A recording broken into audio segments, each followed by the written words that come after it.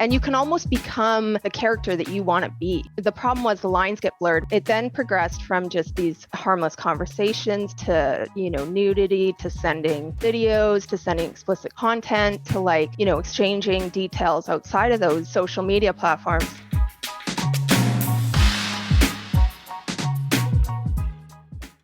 Meet Zach. His work-life balance is anything but balanced. But when he gets on the bike, he becomes Zen Zach. Zen Zach exists outside of time. His heartbeat sounds like a mellow drum circle. It's cool, right? The only notification he hears is the sound of the ocean. So if you want to reach him, talk to the ocean. Zen Zach is so zen because he has 24/7 expert claim service with Geico, which is totally chill. Geico Motorcycle. Expert coverage for both your sides. At Kroger, we know the minute a tomato is picked, the fresh timer starts. The sooner we get our produce to you, the fresher it is. That's why we've shortened the time from harvest to home for our tasty tomatoes, strawberries, and salads. So no matter how you shop, you have more time with your fresh produce. Kroger, fresh for everyone. Save big on your favorites with the Buy 5 or More, Save $1 each sale. Simply buy 5 or more participating items and save $1 each with your card. Kroger, fresh for everyone. Welcome to the Secret Life Podcast. Tell me your secret. I'll tell you mine.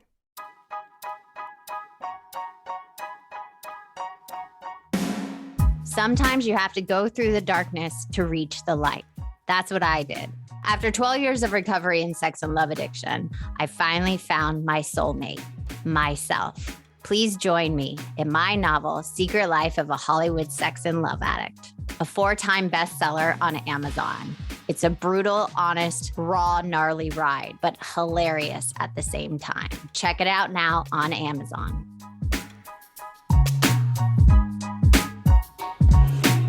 Welcome to Secret Life Podcast. I'm Breanne Davis-Gant. Today I'm pulling back the curtains of all kinds of human secrets. We'll hear about what people are hiding from themselves or others. You know those deep, dark secrets you probably want to take to your grave? Or those lighter, funnier secrets that are just plain embarrassing? Really, the how, what, when, where, and why of it all. Today, my guest is Kat. Now, Kat, I have a question for you. Ooh, dun, dun, dun. What is your secret? So my secret is that I used strangers on the internet for all sorts of stuff. I love that secret because there's so many ways you can go with it. And it's literally flashing in my mind, all these people that do the same thing that I know. So I want to hear what that is for you. Like, what does that look like? When did you start? All that stuff. So let's get into the nitty gritty. Perfect. Okay.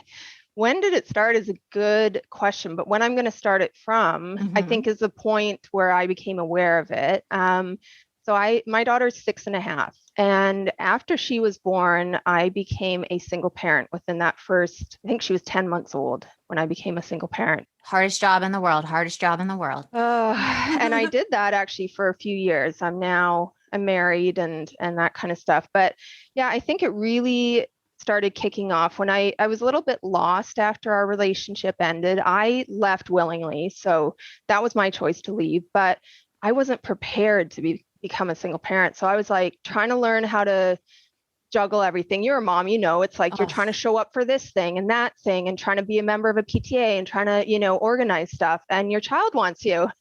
Yeah. You come last, right? You come last though, a lot of the times. And I think Well, question before you get in, why did you leave her father? Her dad. Yeah. So it was a mentally and verbally abusive relationship. And he was a narcissist, an extreme narcissist. And so he had his thumb over me the whole relationship. I wasn't allowed to have friends.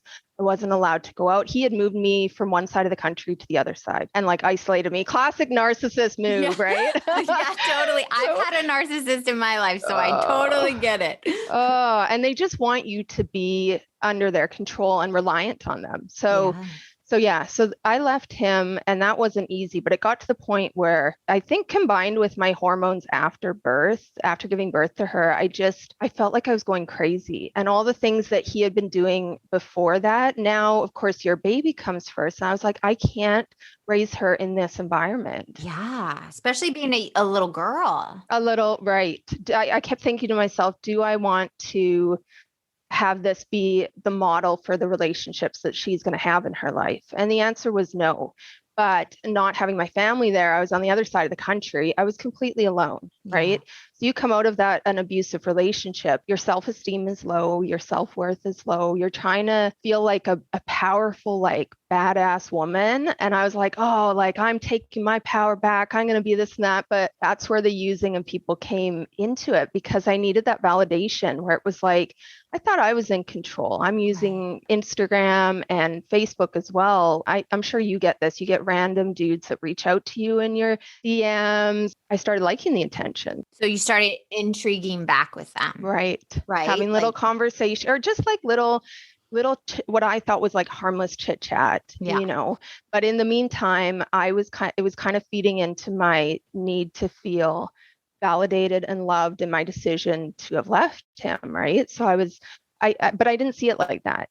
And I think that's why I continued with it, but it got worse. Because I think if you're listening out there and you've had a child and be a woman, you feel so depleted, right? I felt that way, completely depleted. Your body didn't belong to you anymore. And then if you're going through a breakup, especially with a narcissist, you're setting yourself up for like, some acting out. It is a roller coaster, and that's right. It was acting out, but these looking back now, I can say that, but that's all terminology that I've learned. I'm in recovery for drug and alcohol abuse. Okay, and when did you get into that?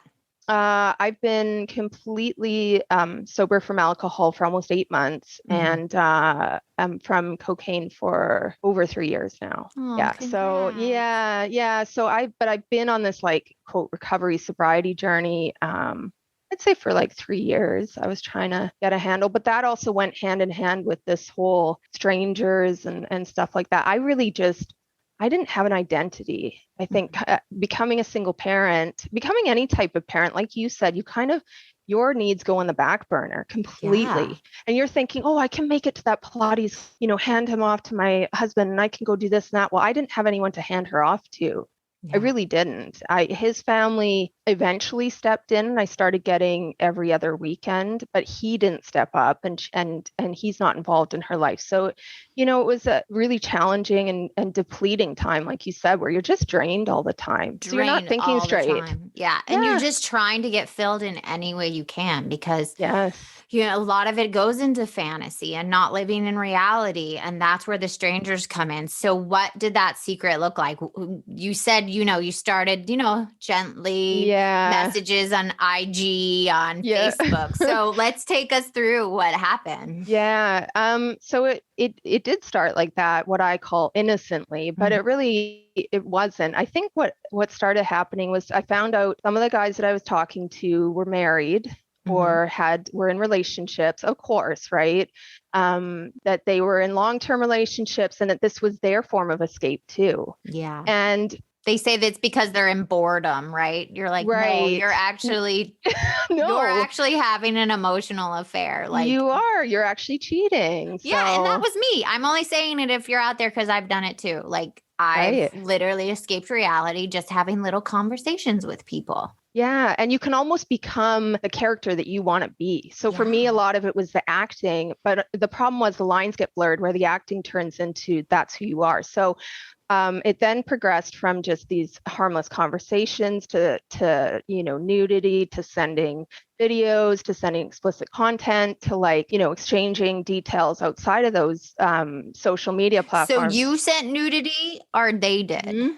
Both did. But if I think about it now, it was usually me give, right? Because of course these guys are going to be like, yeah, send me all the naked pictures. Now, are we talking like boobs and butt? Or are we talking the whole shebang, like downstairs and everything? It would really depend. Some of them were that. I mean, the one guy that ended up becoming a long-term, I don't know what you even call it. It turns out he was married, but with him, it was the whole shebang. But eventually I'd realized I'd never met his family. I'd never been to his hometown. Him and I would meet up in the town where I lived and every Sunday or whatever it was. So he was fully involved. But honestly, the things that I was doing progressed more because alongside this, my drinking picked up and my using picked up.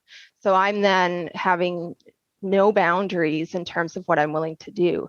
Dangerous things too, but like for the most part, the conversations back and forth would have that sexual content, or even just to the point where I would almost say that some of them were bordering on abusive, that these guys would contact me like, their girlfriend's in bed and they're like, hey, what are you doing? Like, I want to chat right now, send me something, blah, blah, blah. And it sounds so crazy to say it now that I didn't realize that they're like using me, but I honestly, saying it to you now, I was using them too, because that was my form of feeling sexy, feeling like a woman, feeling like not a mom. So like when my daughter's away for that weekend, and I was going out and partying too, but then I had this whole like secret life of like, my friends didn't know that I was doing that. Oh, nobody knew. Nobody knew except for the one guy, like I said, who eventually some of my close friends came to know that because they saw what I went through with that. Mm-hmm. But they didn't know all these other ones, because I think I was a little bit ashamed of what I was doing even at the time, which caused me to drink more to try and balance it. So yeah, it was acting out in so many ways. So you sent pictures. Was there an exchange, or you were just sending pictures and so what was the exchange? No, so sometimes these guys, it would be things like, oh, I think I mentioned this to you when I talked to you about it actually at first, is like the single mom card of like, I can't afford to pay for food for my daughter, whatever. So then it would be like, I'm from Canada, so we don't have Venmo, but it's like the equivalent of a Venmo, like, oh, I'll send you this if you send me a 5-minute clip, and like make sure it was things like, make sure you hold up a piece of paper with the dude's name on it so that he knows that that's you. And that, so like, really, it's almost like you're like some cam girl. Yeah. Yes, doing things that like it progressed, because it never started out like that. And there was a couple of the guys who this was a regular thing. So in the beginning, it was like, hey, I really care about you. I know you're struggling as a mom. I want to be able to help you out. But like you said, there was always an exchange for it. There was always like a system of like, okay, this is what I expect in return. And I was willing to do that. And it wasn't even just for things like that. It was like, oh, I want a purse, or, oh, I want to buy makeup, or alcohol, obviously, at one point was what it became. But it didn't. The only reason that stopped is when I met my husband, and I met him through Instagram. He sent me a message into my DMs, not of this nature. Okay, wait, you're jumping ahead. Let's move back. Like I do want to talk about you meeting your husband on Instagram, which I like. It's so funny we're saying that, like all the stuff before, and that's how you meet your husband. Right. But take me through what a normal conversation is like starting out that secret. So if a guy, during your conversation, if you're like, I'm struggling, and they're like, well, let me send you some money because you're struggling. And then they'd be like, let me send you some money, but can you send me a picture of your boobs? Like, how did that progression go? Because it probably progressed to, more intense, right? It did. And I think the thing is, when you're desperate the way that I was, men like that, or people like that, whatever, will see that quality in you, and they prey on that. Right. Yeah. So they see me willing, basically, quote, willing to do anything for money. So it would start out as, send me a picture of your boobs or whatever, or, hey, I'm feeling kind of lonely. Can you, make me smile, whatever. And I'll make sure that I take care of you. And then they would set a precedence that they would always do that. But eventually it became sending videos of sexual nature. Got it. Oh, I want you to do whatever. Touch masturbate yourself. Or whatever. Right. Exactly. Got it. Okay. That kind of thing. And that was, I mean, like I said, I didn't meet any of these people except for that guy. Yeah. But I had longstanding, exchanges, and even to the point where some of them would go through these cycles of like, I can't talk to you anymore. My wife's like really on my whatever right now, or my girlfriend or whatever, or, well, I've broken up with her, I need more of this. And so it would increase to, well, I'm going to send you $200, but you better make it some really good, quote, content this weekend so that it gets me through my weekend. And it would be things like that. Oh, get a toy out and do this, or get, that kind of stuff. But again, I didn't really think I thought I was being this independent, like Powerful, wild woman, this ferocious, person right? willing to ruin their relationship for you. You know, there's right. this thing when you're empty as a person and then someone's willing to like go this risk, right? This like Right. giving you money. It's like your value you feel like increased, but what you're really doing is killing yourself pretty much. Yes. Is that why you started drinking more and doing drugs more? Because probably everything was crashing at the same time you were getting high. Yeah. Yeah. I couldn't keep it together at that point. Cause when I drink and use, my depression and my anxiety go through the roof. So Yeah. I don't currently struggle with depression at all in sobriety. Anxiety is manageable, but like those things were amplified. So it got to the point where I would have to drink a lot before I would be able to do the things that they were asking me to do. Yeah. You know what I mean? So like before I could engage in any type of promiscuous act for that. And I think it was because my moral boundaries were crossed too. Although it would sound to maybe your listeners like, oh, she had no morals at that point. I did. I was so lost in trying to be loved, to fit in, to have validation, to survive. Being a single parent is hard. I mean, financially, it's hard. Even if you have a great job, it's hard. It is hard. And that's a good point that you say that, because as a mother, if you asked a lot of mothers, there's probably not a lot of things we wouldn't do for our kids. So at what point did I ever think? I thought I was doing what I had to do to put food on the table and to provide for my daughter. Yeah, but no. Of course, it wasn't we all just have that. morals. We all have morals. We've done things we're not proud of. We do those things to survive. And that's what I tell myself and other people. Like just because you do bad things doesn't make you a bad person. Bad person, right? Yeah. I wasn't thriving, but I was surviving. And and that was really, but the more that my alcohol and drug use escalated was directly in correlation with doing these things that were not in line with my values. Yeah. And so I just kind of kept deviating further from that path and not knowing how to get out, because the problem is when people are paying you to do these things, they have expectations. So like, I can't just be like, drop off, like, oh, see you later. Like, no, they see, regardless whether you've met them in person, with the way that technology is now, you can find people, and it's really hard to just go anonymous. Now, this was from my old Instagram account, but like, sometimes these people have still popped up in the last few years.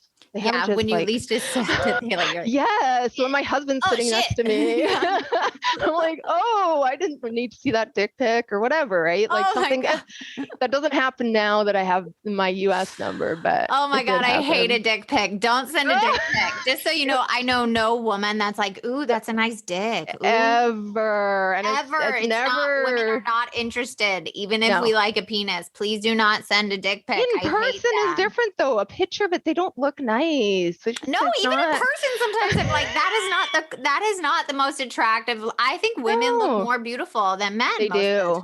The curves, everything. And I'm not bisexual, which you are. No. That's awesome. But we are getting off topic. But yes. So who's this person that you met in person? How did that amplify? How did you meet in person? Did you like him, or was it just like he was showering you? Like, how did that happen to take it in person? He contacted me on Facebook. He sent me a message one day and it just said, hey, did you go to so-and-so school or work or whatever? Basically trying to say like, oh, I recognize you. Are you so-and-so? Or not the name, but like, oh, did you work at this place? And I was like, no, that's not me. And then he started out just a conversation of like, oh, okay, well, I think you're really gorgeous. Have a nice day was how he ended it. And then he was very attractive.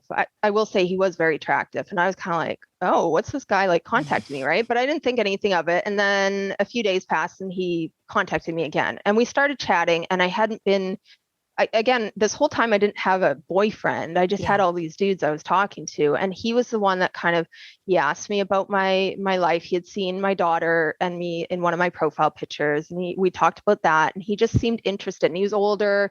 at that point than any of the other guys, and just seemed to be established, had a house with a pool, like these things, right? And I was like, okay. And he told me he was breaking up with his long-term girlfriend, that they were in the midst of a breakup. She was moving out, blah, blah, blah. So that's the story that I knew.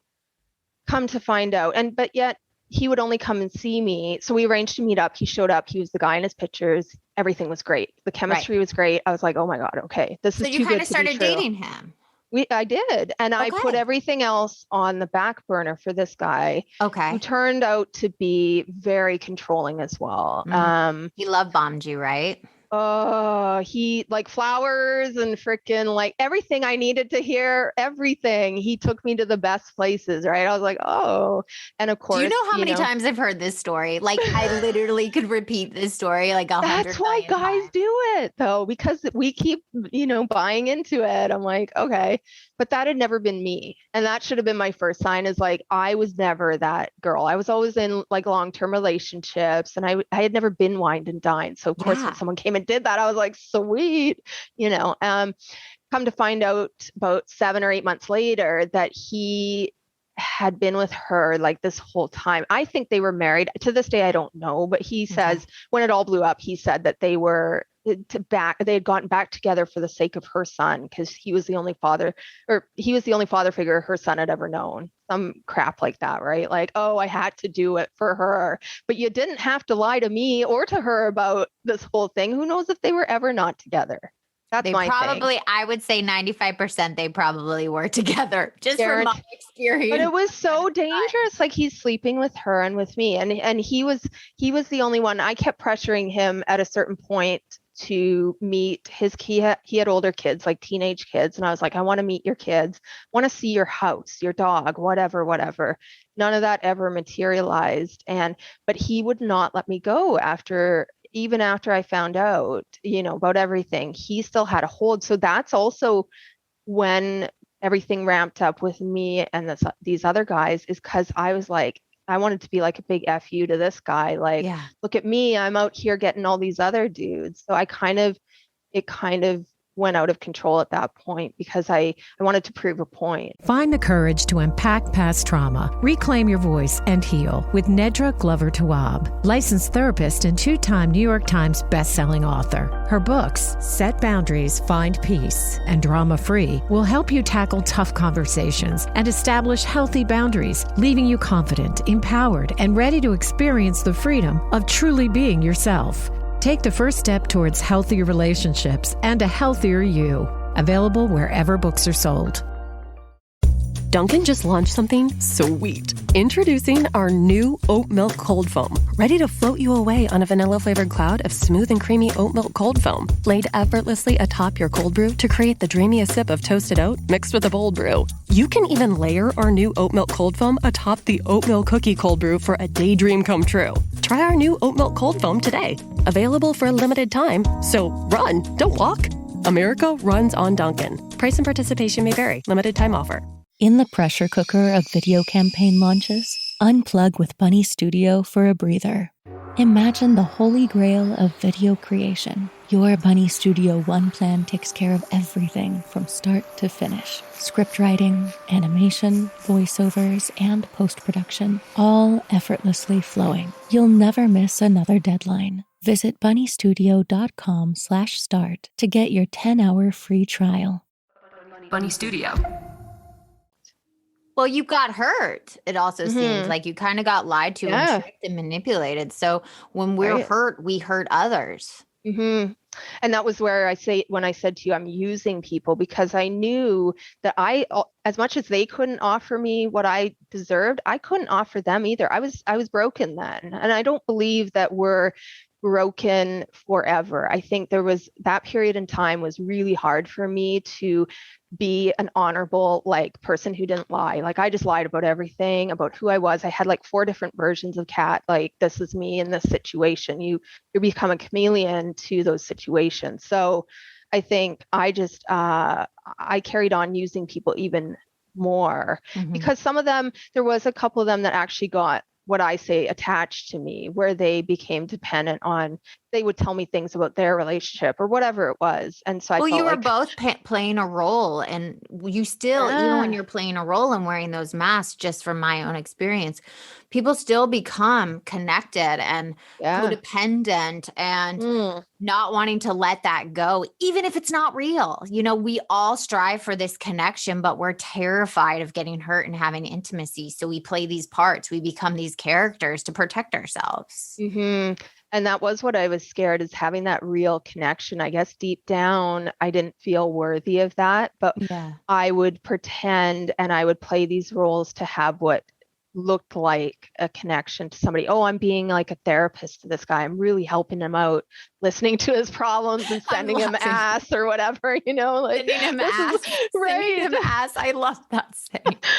Like, oh, this is gonna help. Like, I'm I don't helping him. know. I'm helping heal him. Because that was the root of it too, though, is I am actually a helper. And I think, in sobriety, that manifests as acts of service and being able to like be there genuinely as a friend. Like I was a shitty friend through all that to any of these people I didn't know, people I used, people in my life.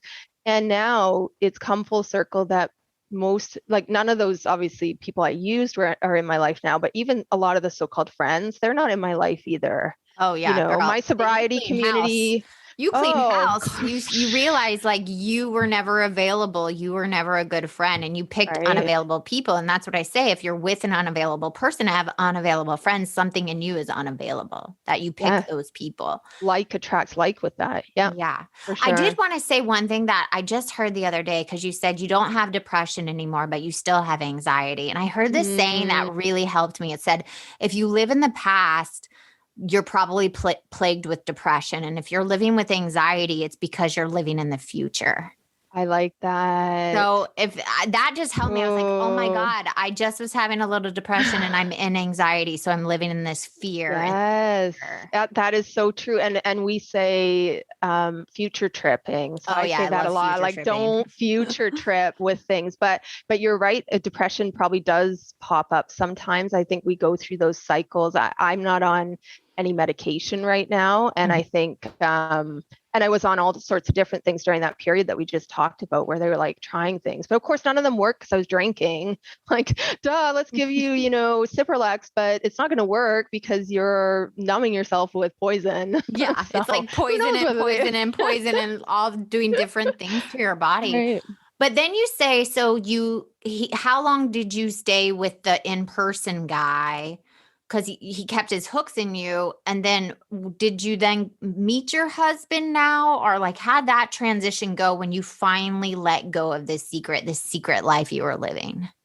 Good question. Yeah, the in-person guy, I think that from start to finish was about 1.5 years.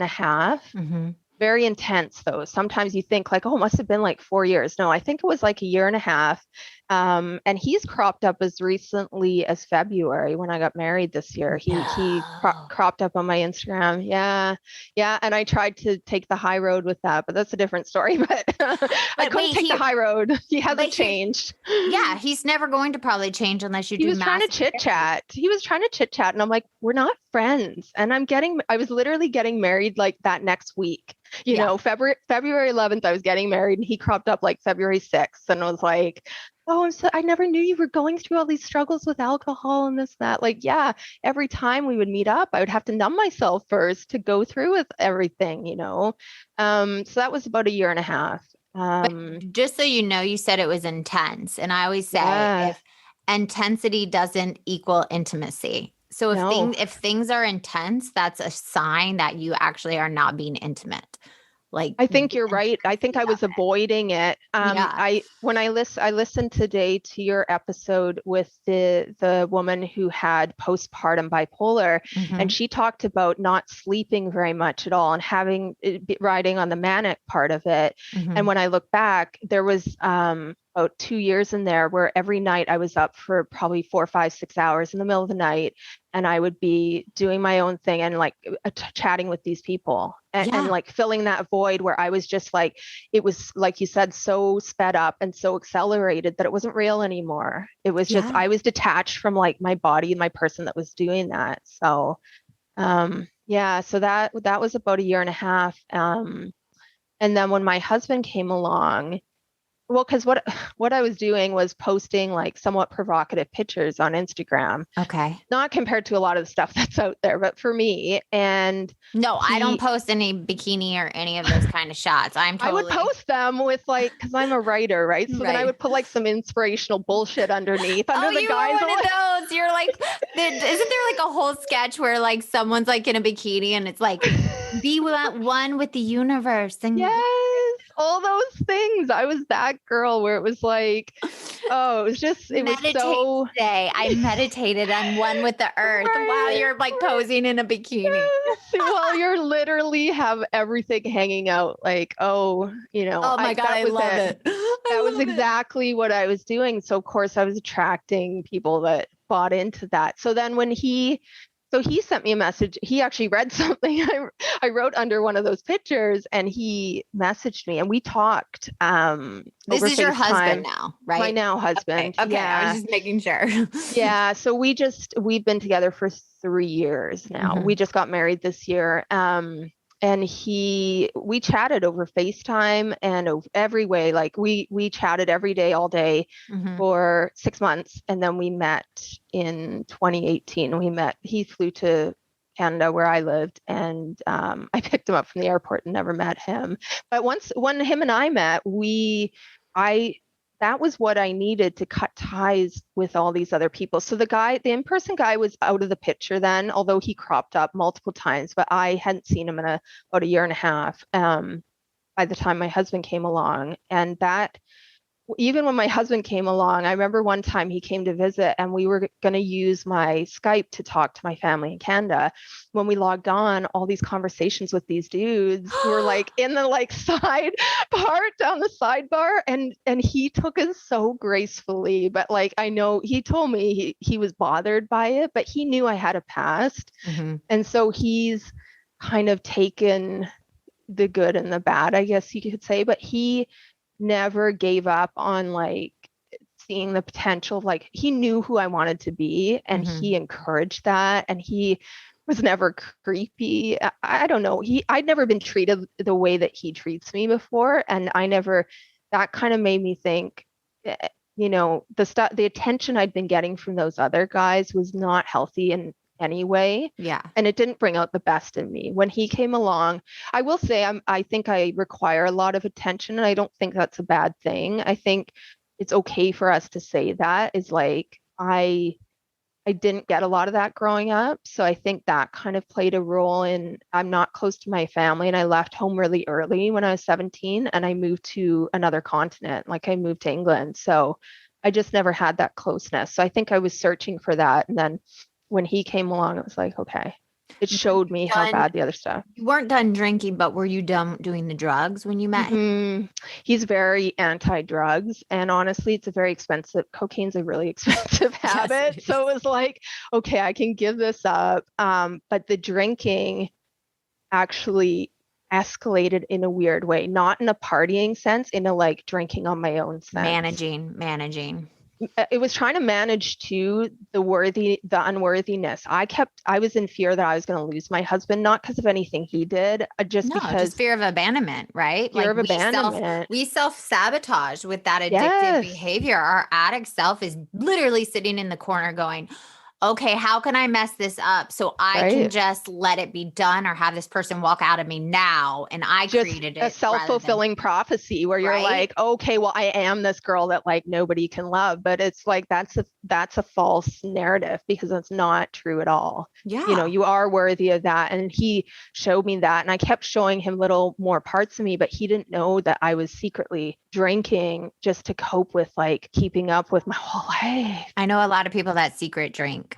I know so many people that keep it hidden in the garage and don't tell people. And it's just everything. Like, it's going to catch up with you sooner or later. Does. It does. It's addictive, and it escalates. So you need more and more alcohol to even just survive. So then it starts permeating into your day-to-day life. So that's what started happening. Yeah. But when I told him I was going to get sober and I joined this like sobriety community, he was a little bit shocked. It was just before we immigrated here.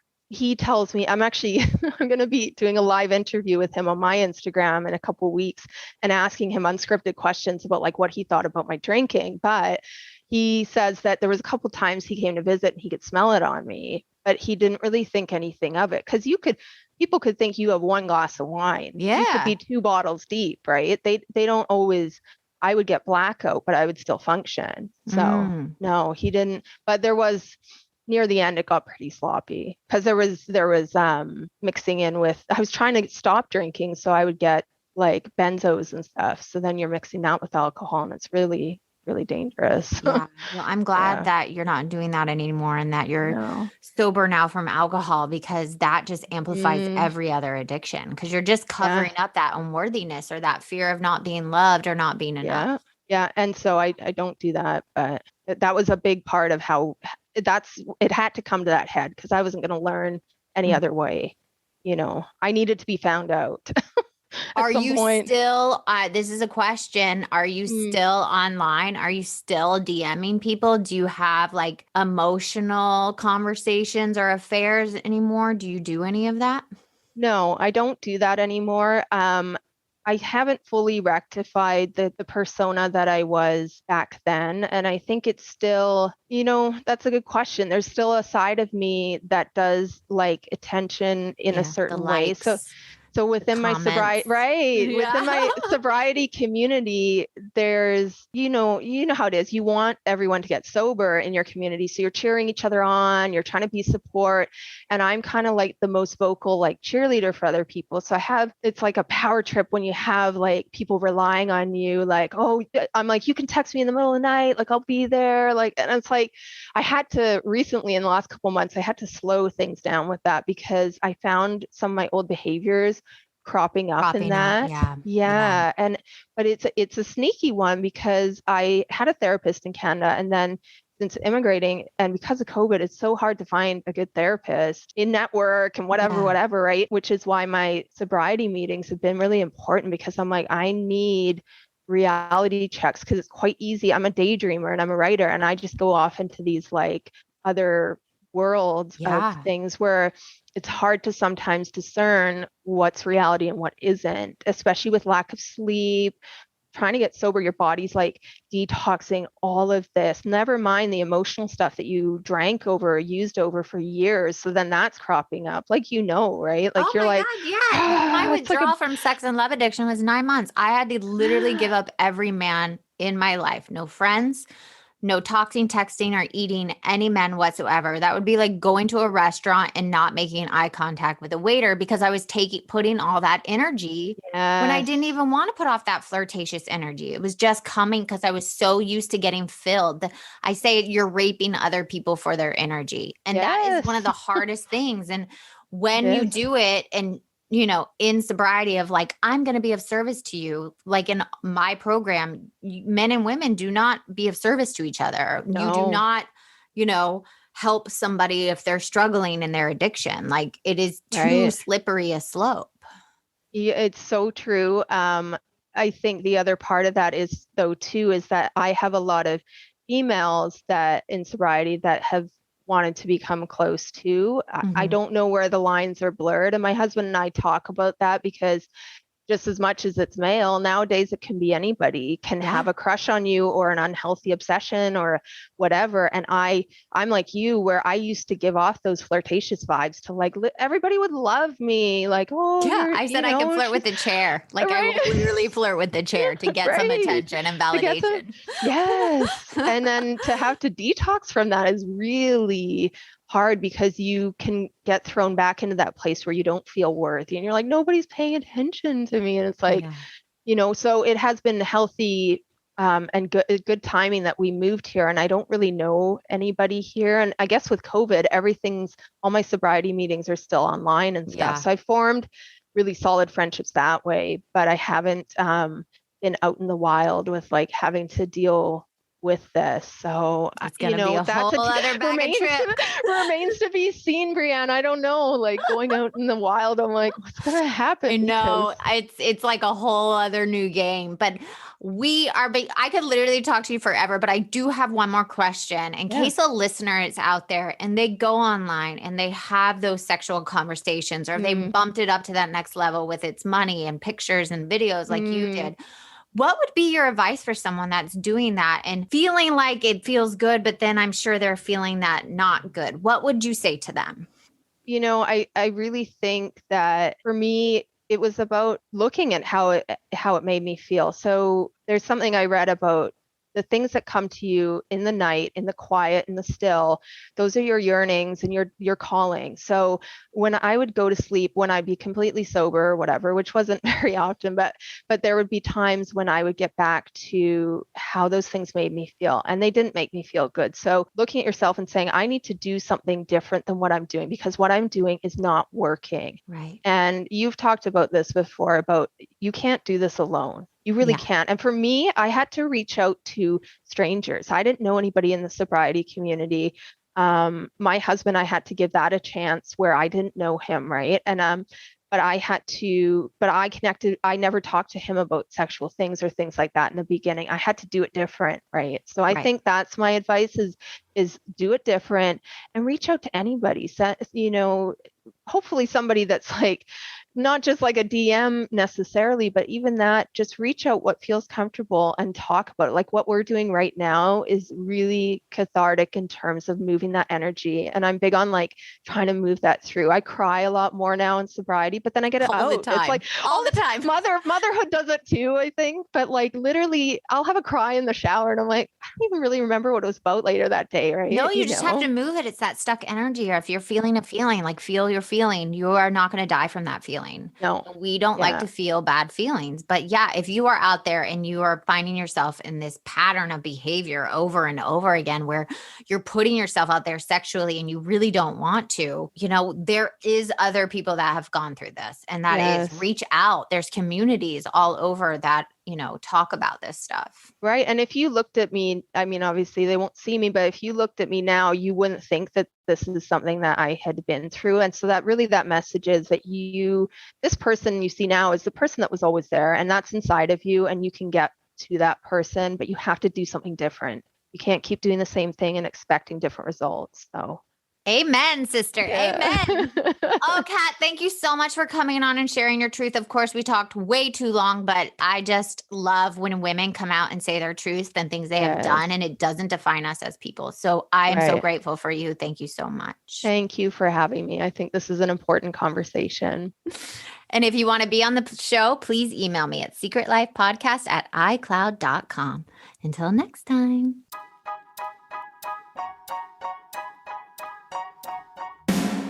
Thanks again for listening to the show. Please subscribe, rate, share, or send me a note at secretlifepodcast.com. And if you like to check out my book, head over to secretlifenovel.com or Amazon to pick up a copy for yourself or someone you love. Thanks again. See you soon.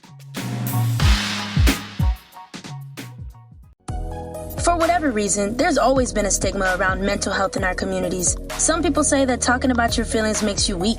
But you know what? It doesn't make you weak. It makes you human. No matter what you're struggling with, you can call or text 988-LIFELINE to connect with a trained crisis counselor and get the resources and support you need. No judgment, no stigma, just hope. Text or call 988-SUICIDE and Crisis Lifeline day or night. 988. Hope has a new number. Meet Zach. His work-life balance is anything but balanced. But when he gets on the bike, he becomes Zen Zach. Zen Zach exists outside of time. His heartbeat sounds like a mellow drum circle. It's cool, right? The only notification he hears is the sound of the ocean. So if you want to reach him, talk to the ocean. Zen Zach is so zen because he has 24/7 expert claim service with Geico, which is totally chill. Geico Motorcycle. Expert coverage for both your sides.